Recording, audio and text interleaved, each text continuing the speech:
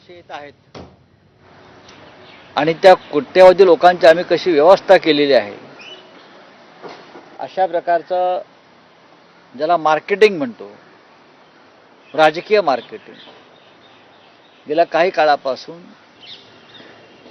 भाजपा आणि उत्तर प्रदेश सरकार करत होते. त्यात चुकीचं काही नाही. पण कुंभ हा मार्केटिंगचा विषय नाही. ज्याची श्रद्धा आहे, आस्था आहे, ते वर्षानुवर्ष कुंभला जातात. मग नाशिकचा कुंभ असेल, प्रयागराज असेल, कोट्यावधी लोकांचे आकडे रोज दिले जात आहेत. इतके कोटी आले, तितके कोटी आले. आज कल भी दिया, कालही दिले होते. इतक्या कोटी लोकांना आम्ही पाहत होतो. सामान्य माणसाला 10-10 किलोमीटर, 15-15 किलोमीटर चालत जावं लागतंय. आणि जनतेच्या प्रतिक्रिया सुद्धा ज्या आम्ही पाहत होतो आपल्या माध्यमातून, की तेथील व्यवस्थेवर लोक खुश नाही. शेवटी आज दुर्दैवानं चेंगराचेंगरी झाली, माणसं तुडवली गेली, शेकडो लोक जखमी आहेत आणि 10 पेक्षा जास्त श्रद्धाळूंना आपले प्राण गमवावे लागले कुंभमेळ्यात. स्वतः गृहमंत्री तिथे येऊन स्नान करून गेले. तेव्हा आम्ही लवाजमा पाहिला आणि सगळं तो काळ, संपूर्ण घाट आणि तो परिसर बंद करण्यात आला. म्हणजे त्या काळात लोकांची अव्यवस्था झाली. संरक्षण मंत्री आले तेव्हाही संपूर्ण घाट आणि प्रयागराज परिसर हा सील करण्यात आला. जेव्हा जेव्हा असे VIP जात आहेत, त्या वेळेला साधारण 1 दिवस किंवा त्यापेक्षा जास्त काळ तो घाट आणि तो परिसर हा बंद केला जातो सामान्य श्रद्धाळूंसाठी. त्याचाही हा परिणाम असतो. लोक तेवढे बाहेर असतात, तुंबलेले असतात. या सगळ्याचा जर परिणाम पाहिला तर मी इतकंच सांगेन, उत्तर प्रदेशचे मुख्यमंत्री असतील किंवा त्या संदर्भात जे मंत्री असतील, त्यांनी मार्केटिंगवर लक्ष देण्यापेक्षा पक्षाच्या मतांच्या, हे जे श्रद्धाळू आहेत, लाखो श्रद्धाळू आहेत, त्यांची व्यवस्था, त्यांची सुरक्षा याकडे लक्ष देणं गरजेचं आहे.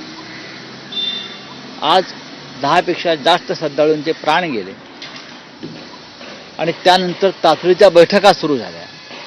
प्रधानमंत्री लक्ष ठेवून आहेत म्हणजे काय आहेत? गृहमंत्री लक्ष ठेवून आहेत म्हणजे काय आहेत? ज्यांनी प्राण गमावले ते येणार आहेत का? जे रस्त्यावर झोपले आहेत, आपण पाहिलं असेल की व्यवस्था केली आहे, लोक रस्त्यावर झोपत आहेत. अनेक महिला मी पाहिलं की खुल्या सडकेवर, फुटपाथवर, रस्त्यावर झोपून कुंभ स्नानाला गेलेले आहेत. मग कोणती व्यवस्था आपण केली? 1954 साली तिकडे जो कुंभ झाला त्याची व्यवस्था पहा. स्वतः देशाचे प्रधानमंत्री पंडित नेहरू यांनी व्यवस्था कशी आहे पाहण्यासाठी दौरा केला.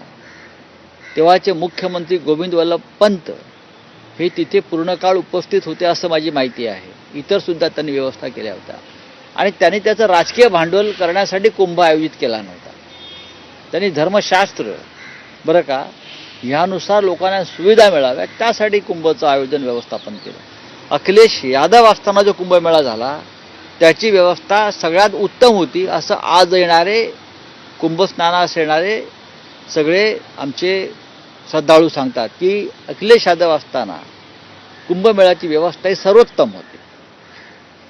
या सगळ्या व्यवस्थापन संकल्पनेत इतर पक्षाच्या लोकांनाही उत्तर प्रदेशमधला सहभागी करून घेतला असतं, त्यांचा अनुभवाचा फायदा करून घेतला असता तर ही वेळ आली नसती. पण श्रेयवाद, आम्हीच हिंदुत्ववादी, कुंभ आम्हीच करू शकतो, हा श्रेयवाद जो आहे, या श्रेयवादातून लोकांना प्राण गमवावे लागतात. राऊत साहेब, पण इतक्या संख्येने म्हणजे कोट्यवधी भाविक तिकडे येणार हे पाहता असा अपघात होईल अशी शक्यता किंवा अंदाज असतो.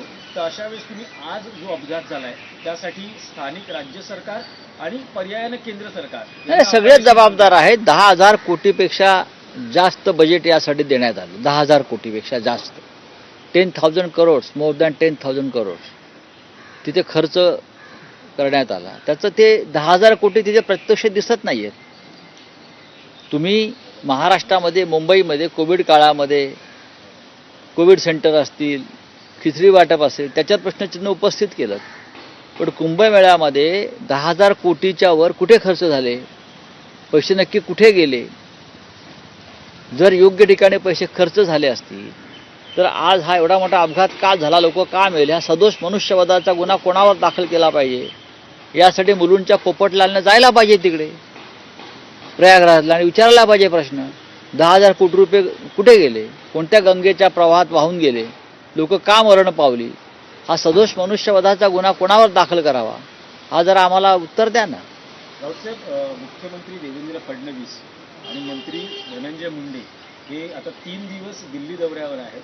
धनंजय मुंडे त्यांच्या खात्यासंदर्भातल्या बैठकांसाठी आहेत, तर फडणवीस हे 3 दिवस दिल्ली निवडणुकीमध्ये प्रचारासाठी तिथे गेलेले आहेत. देवेंद्र फडणवीस हे महाराष्ट्र वारावर टाकून नेहमीच फिरत असतात. आधी डावसला होते, आता दिल्ली प्रचारासाठी गेलेत, उद्या अन्य कुठे जातील. आपण महाराष्ट्राची काही जबाबदारी आपल्या शिरावर पडलेली आहे हे त्यांनी लक्षात घेतलं पाहिजे. पण आता असं आहे की शेवटी ते स्टार प्रचारक आहेत, महाराष्ट्रात त्यांच्या पक्षाने जागा जिंकलेल्या आहेत, त्याचे श्रेय फडणवीसांना मिळत आहे. आणि महाराष्ट्राचाच फॉर्म्युला दिल्लीत वापरला तर प्रचार न करताही भाजप जिंकेल. फडणवीसांना जायची गरज नाही. महाराष्ट्रातल्या विजयाचा फॉर्म्युला आणि पॅकेज जर त्यांनी दिल्लीमध्ये वापरायचं ठरवलं असेल तर प्रचार कशाला पाहिजे? भाजपला प्रचार करण्याची गरजच नाही, बूथवर जायची गरज नाही. पण दिल्ली हे लहान राज्य आहे, केंद्रशासित आहे, त्याच्यामुळे कदाचित ते दयाबुद्धीनं वेगळा विचार करू शकतात. मराठीत 1-2 प्रश्न. राऊतसाहेब, सत्ता स्थापन होऊन अजून 2 महिने उलटत नाही तो